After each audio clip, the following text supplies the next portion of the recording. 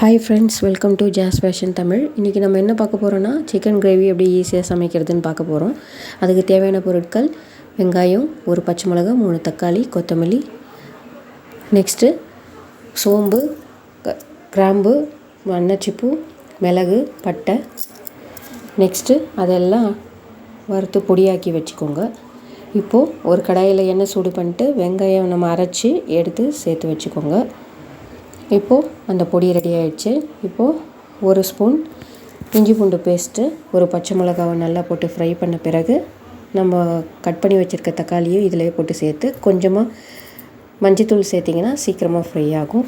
Next நம்ம வாங்கி வச்சுருக்க 1/4 கிலோ சிக்கனை 3-4 முறை நல்லா தண்ணி ஊற்றி கழுவி எடுத்து வச்சுக்கிட்டு, இப்போ நம்ம வறுத்து வச்சுருக்க மசாலா கூட போட்டு கொஞ்சம் மஞ்சத்தூள் போட்டிங்கன்னா அந்த பச்சை ஸ்மெல் போகும். அடுத்து நம்ம வறுத்து பொடியாக்கி வச்சுக்கிற பொடிங்களை கொட்டிட்டு, நெக்ஸ்ட்டு ஒரு ஸ்பூன் வெறும் மிளகாத்தூள், ஒரு ஸ்பூன் சிக்கன் மசாலா தூள், ஒரு ஸ்பூன் கல் உப்பு போட்டு நல்லா ஃப்ரை பண்ணிக்கோங்க. ஃப்ரை பண்ணிவிட்டு 3 பத்தை தேங்காய் எடுத்து வச்சுருக்கேன். அந்த தேங்காவை நல்லா கிரைண்ட் பண்ணி எடுத்து வச்சுக்கோங்க. அதுக்குள்ளே நம்ம பாருங்கள் எண்ணெய்லாம் பிரிஞ்சு வந்திருக்கு.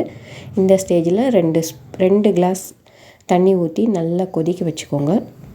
கொதிக்க வச்சுட்டு இந்த ஸ்டேஜில் நம்ம வீட்டு செடியில் வந்த புதினா இலையை 2 கொத்து எடுத்து கிள்ளி போட்டுட்டேன். நம்ம அரைச்சி வச்சுருக்க தேங்காய் விழுது ரெடியாக இருக்குது. அதையும் எடுத்து ஊற்றி நல்லா கொதிக்க வைங்க.